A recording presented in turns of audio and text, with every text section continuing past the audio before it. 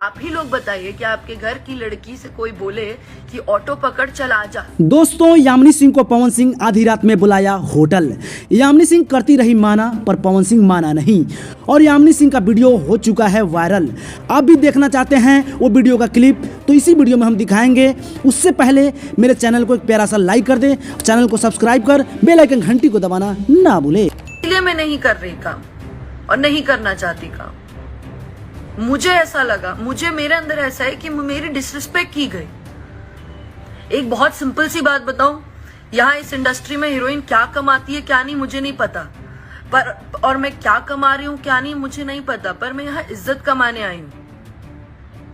और दूसरी बात मैं ये बोलूंगी कि जो लोग बोलते हैं राजपूत राजपूत, मैंने मेरे लाइफ में एक बहुत क्लियरली बात कही थी कि मैंने जिस इंसान के लिए कहा था वो, पर क्या करूं, मतलब यार क्या कर रहे हो आप लोग को समझ में आ रहा है?